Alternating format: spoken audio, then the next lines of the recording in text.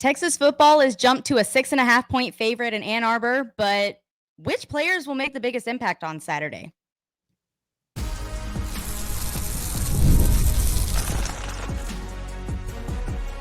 You are Locked On Longhorns, your daily podcast on the Texas Longhorns. Part of the Locked On Podcast Network, your team every day.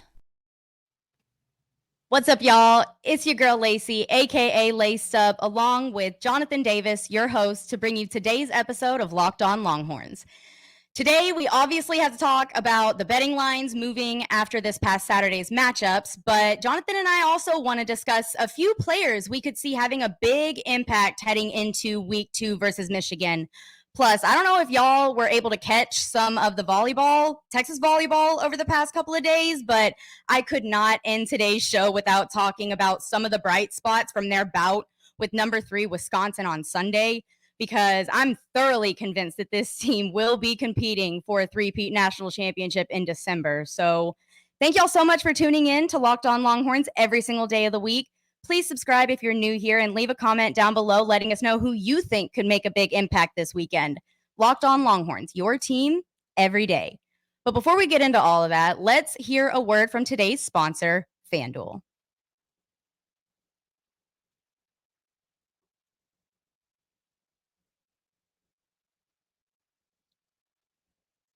One second.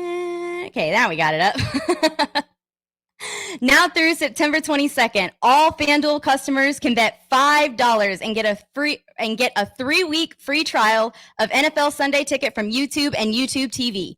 Visit FanDuel.com to get started today.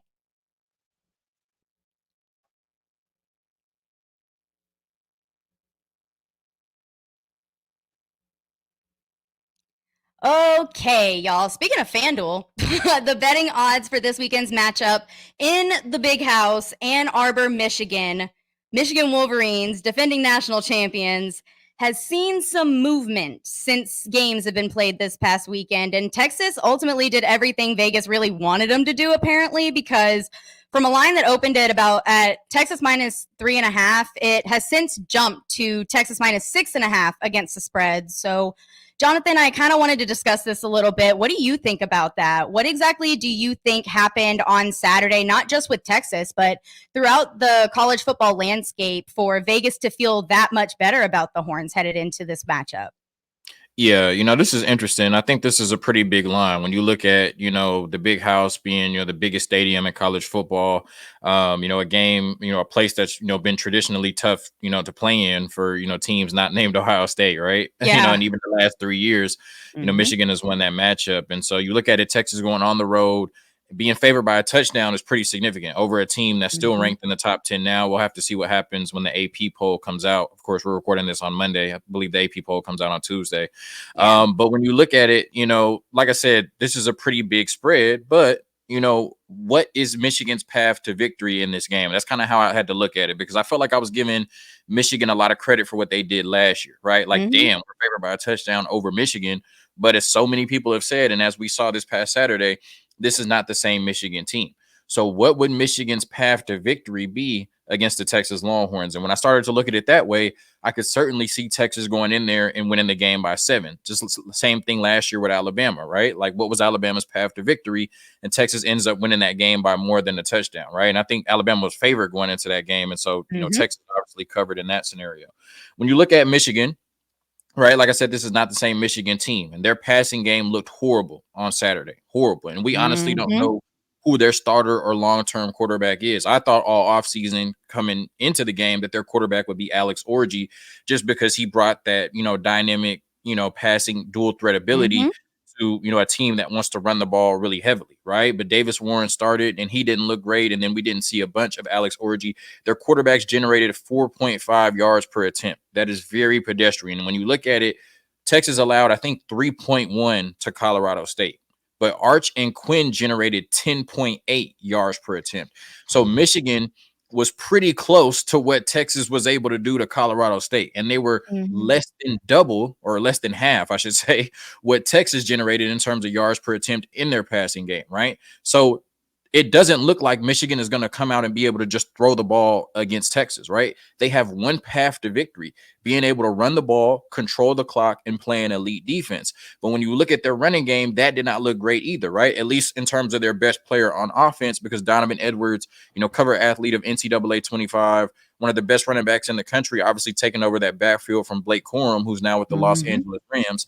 He had 13 total touches for 27 yards. You would expect in the first game of the season that he would be able to come out and dominate a team in the big house like Fresno State, and that was not the case. Like I said, 13 total touches for only 27 yards, and we know that Michigan is replacing their entire offensive line. Like we saw it at times in the Oklahoma game, and we saw it in the Michigan game. That matters. But we also saw what happens when you return 4 or 5 starters on the offensive line, like you're going to have a pretty good offensive output. The fact of the matter is Texas scored 52 points, more than Fresno State and Michigan combined. So I could see why there would be big movement in terms of, Vegas watching both of those games and saying, okay, I don't think they're going to win by a touchdown a field goal or 4 points.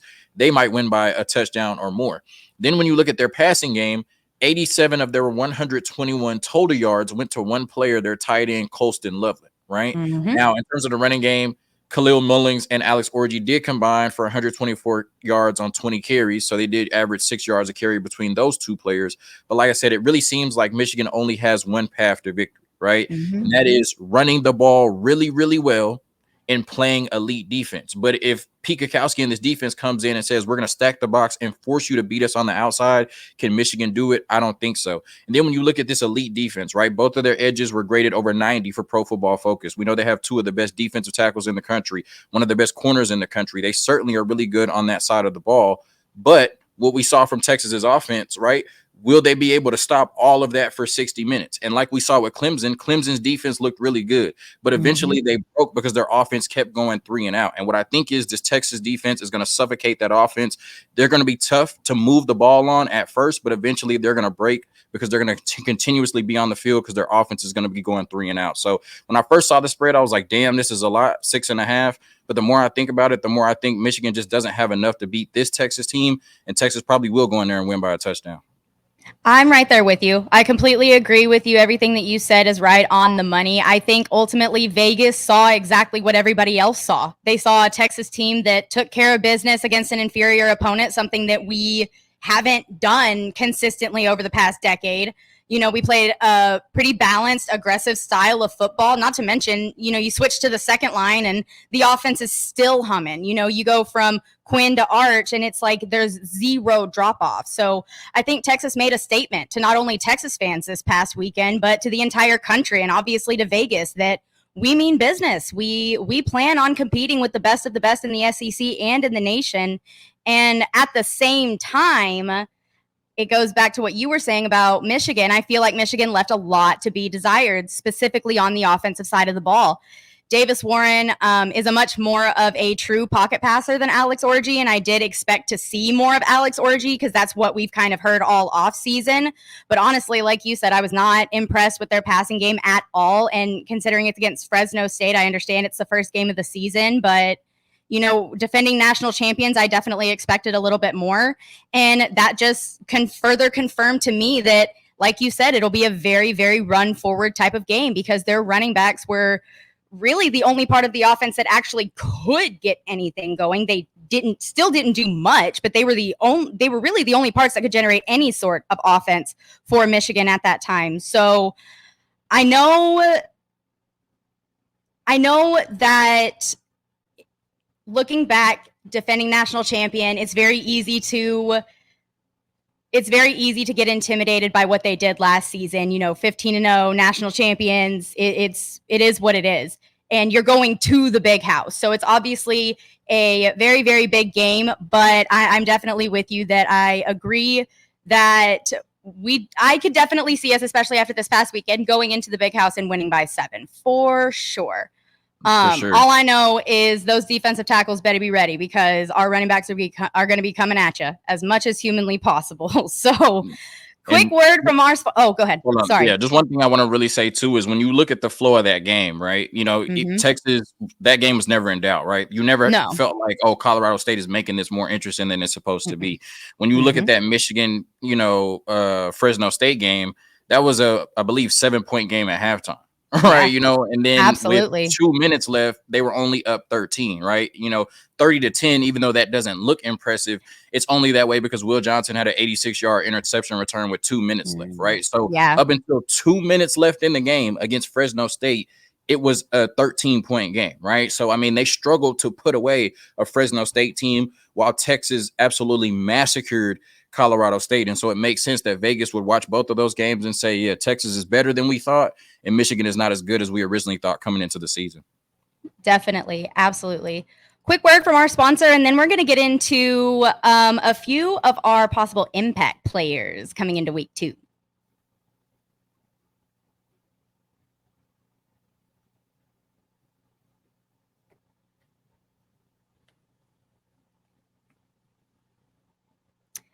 Passion, drive, and patience. The formula for winning championships is also what keeps your ride or die alive.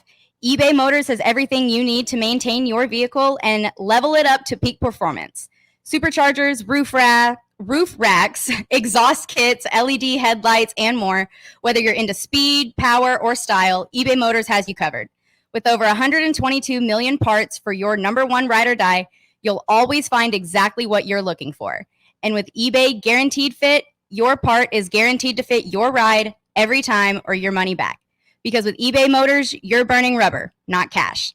With all the parts you need at the prices you want, it's easy to make your car the MVP and bring home huge wins. Keep your ride or die alive at ebaymotors.com. Eligible items only. Exclusions apply. eBay Guaranteed Fit only available to U.S. customers.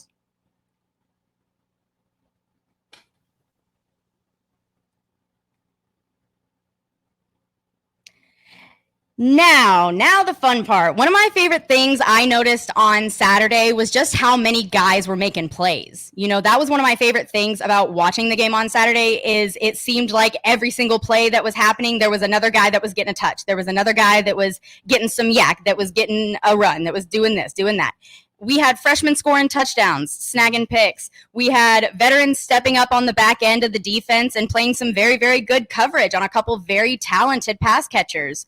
But one thing I definitely expect to see more of on Saturday is a more definitive starting rotation from top to bottom. We had so many guys making plays for both of us on both sides of the ball versus Colorado State, but who are we going to go to make the biggest difference on the field on Saturday?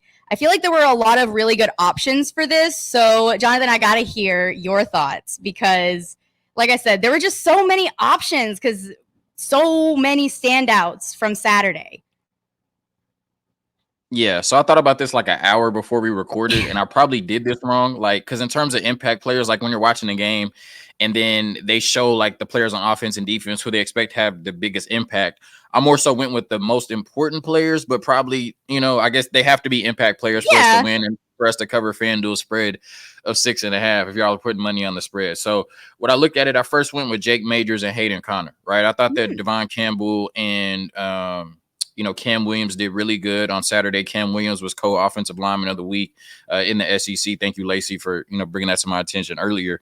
But I think that one of the biggest matchups of this game, and we talk about Michigan's path to victory, is their D tackles taking over this game, similar to the way that, T'Vondre Sweat and Byron Murphy did against so many opponents last year. When you look at Kenneth Grant and Mason Graham, right, those are two of the best defensive linemen in college football. Mason Graham might be the best defensive lineman in college football, right? And they're going to be going against primarily Jake Majors and Hayden Connor, right? And so when you look at it, if they can win that matchup and if they can continuously push the pocket, that's going to cause trouble for Quinn Ewers, right? The best way to rattle a quarterback is to get pressure up the middle so he can't step up and you're forcing him to the left or the right and then having to make throws on the run. So if they can knock Quinn Ewers off of his square, get him out of the pocket, force him moving to the left or to the right, that can really disrupt our passing game. Also, we know Sark's bread and butter is that inside zone, right? If we can't get, a push up the middle and we can't run the ball, that's going to affect everything else we do. I saw so much on Saturday, with the play action and the RPOs, right? But that doesn't work if you're not running the ball effectively, right? And so, Mason Graham and Kenneth Grant up front can change everything we want to do on the offensive side of the ball. And Michigan has the speed on defense to where we can't just run everything outside, right? So, when I look at it, Mason Graham and Kenneth Grant really could take over this game if we don't block them effectively up front. They can really change everything we want to do on the offensive side of the ball. Isaiah Bond, right? You saw it. He's the new Xavier Worthy. He's the number one wide receiver. When things are in doubt, Quinn Ewers is looking his way, right? I don't necessarily have the numbers, right, in terms of Will Johnson. He is one of the best corners in the country. Not sure how much he travels, but there are going to be moments where Isaiah Bond is on Will Johnson, and he's going to have to win that matchup. Whoever's on Will Johnson is going to have to win that matchup. We cannot allow Will Johnson to take away one side of the field, right? One thing that Quinn Ewers is still working on is being able to go through his progressions. A lot of time he locks on to one wide receiver or one pass catcher, right? So if you have Will Johnson taking away one side of the field completely, then that's going to cripple our passing offense. Then when I look at the defense, right, like I said, Michigan's only path to victory is really trying to run it down our throats. And we did just give up 100 yards to Colorado State's running back. I know it was on 24 carries, but this is a team that didn't give up too many 100-yard rushers last year. I think maybe one or two max in 14 games. So Vernon Broughton and Alfred Collins up front are going to have to stop that, new offensive line and Donovan Edwards and what's the other running back's name? Khalil Mullings from being able to run the ball, down our throats and, control time of possession. And then the last one is Anthony Hill. He was special last week. And, last year in week 2 is when he really had his coming out party with the 2 sacks against Alabama. He's going to have a dominant game. He's going to have a dominant game for Texas to win. Because like I said, their only path to victory is running it down our throats. Going to have to get a good push up front with Alfred Collins and Vernon Broughton. But Anthony Hill is going to have to make sure that he's dominant from sideline to sideline and making sure that running game does not get past him into the second and third level. So those are my key impact players, a lot of them on the offensive and defensive line, because that's where Michigan is going to try to win this game. No, and that makes a lot of sense. But it's super funny how we can both have a topic and perceive it completely differently, and how just the thoughts and the way that we go about it is just a little bit different, because I went one offensive and one defensive. I picked one offensive impact player and one defensive impact player. So it's just cool with the different personalities and everything. It's really cool to see the different perspectives. But on the offensive side, for sure, you probably did it right. I thought you did it right. So maybe we just meet in the middle next time. But yeah, for sure. But on the offensive side of the ball, I chose Silas Bolden because we didn't really see a lot of him on Saturday outside of Arch's beautiful little shovel pass to him before he kind of supermaned into the end zone there. But with how much we've heard about him in the offseason and with how much of an impact we've heard he's made throughout all of fall camp, he's been one of the most talked about names in that receiver room since he arrived on the 40 acres. So with us not seeing much of him on Saturday, what that tells me is that Sark's got some stuff dialed up that he did not want Michigan to see. So for me, I immediately thought about Silas Bolden because, like I said, 1,000% would not shock me if Sark has created a role specifically for Silas and consciously chose not to give Michigan much film on him. He's fast. He's quick. I think Silas can be a guy that Sark can utilize in some really unique looks and some really unique matchups. And I think that he can really exploit that big, bad Michigan secondary if they're not ready for him. So that is an offensive guy that I really think that could make an impact, especially with the way that we've heard about him during fall camp. But on the defensive side of the ball, this one actually kind of made me really, really excited because David Benda. I loved what I saw from David Benda on Saturday. If Jahdae Barron is the brains of the defense, I feel like David Benda has solidified himself as the heartbeat of the defense. The energy that he plays with, the veteran leadership that he shows both on and off the field, you can tell that whole room respects him. Like I said, the energy that he plays with. Did you see how quickly he would close in on that A-gap?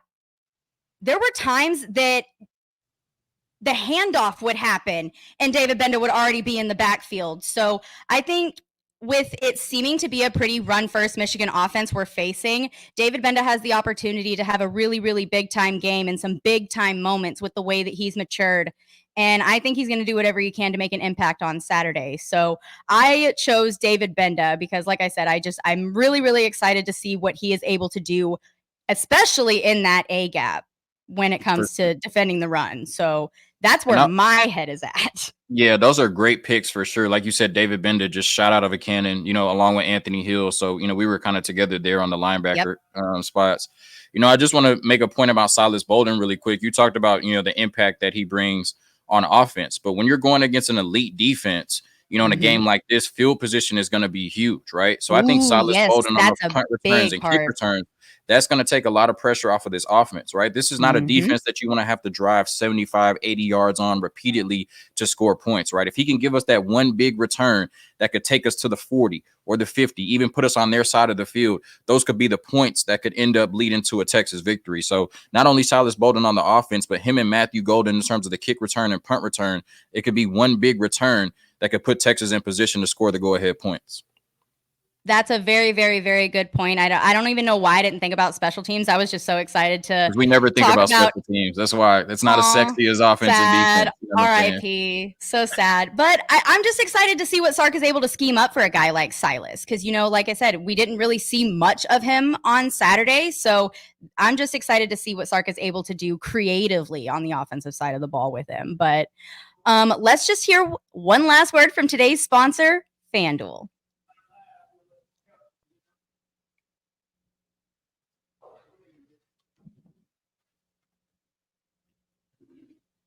You've heard us talk a lot about FanDuel, America's #1 sportsbook. Well, we have something a little different for you. Now through September 22nd, all FanDuel customers can bet $5 and get a 3-week free trial of NFL Sunday Ticket from YouTube and YouTube TV. Then, with a YouTube TV base plan, you'll be able to watch every regular season Sunday afternoon out-of-market game. All you need is a Google account and a current form of payment, and you can cancel anytime. Visit FanDuel.com to get started.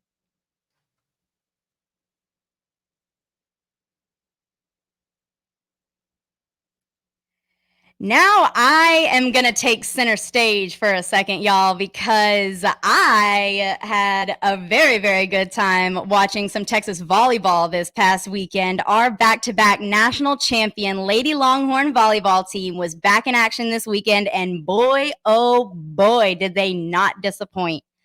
Y'all, I was so pumped watching this game. The first couple of sets started out a little rough and were a little sloppier than I would have liked to see. Taking the first set 30-28, that it was a very, very close match, and they extended it all the way to 30 points. And it was a very, very tough matchup in that first set. And the second set, they only won by 2 as well, 25-23.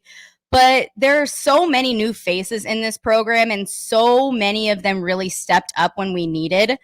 Jenna Wennis, she's been here since last year, transfer from Minnesota, has shown outstanding development over the last year, even had more kills at one point than big bad Maddie Skinner in the match. She still struggled a little bit with her consistency, but I really, really loved her aggression, and she's become much more of an efficient outside hitter than she was last season. So I've really liked what I've seen from Jenna so far. Like I said, our offense started off a little bit shaky. Our setters started off a little bit rough. They're a little bit young, but got much better with their placement as the match went on, and really, really brought it on in sets 3 and 4, absolutely dominating a Final Four member from a year ago, winning set 3, 25-15, and finishing off the match with a 25-11 rout in the 4th set. Like I said, definitely started out pretty shaky offensively, and wouldn't even really consider this to be a very polished game for the Texas volleyball team as a whole, especially from a hitting perspective. I felt like our sets being shaky in the beginning kind of hurt the timing with our hitters, but I was really impressed with the grit that these girls showed against a very, very tough opponent. And like I said, we played very, very well, and very well defensively as well. Emma Halter, our libero, literally just received SEC Defensive Player of the Week. So if that doesn't prove that we were digging some tough shots, I don't know what else to tell you. Oh, and did I mention that the match was in Milwaukee? Yeah, It's a home cooking crowd, y'all, because if they did all of that against a top 5 team with a home crowd, I cannot wait to see what the rest of the season has in store. And like I said earlier, I'm thoroughly convinced that Jarrett Elliott will have us competing for a 3rd national title in a row in just a few short months. Well, that's it for today's episode, you guys. I really, really appreciate y'all for hanging out with us and tuning in. Please make sure you like this video, comment down below, and let us know who you think will make an impact against that team up north. Shout out, Quinn. And subscribe. We love coming on here and talking ball with y'all. So come join the Locked On family where we drop new content every single day for all of you dedicated Longhorn fans. See y'all next time. Hold on, let me get Jonathan back in here to hook him up real quick. Hook him. Bye, y'all.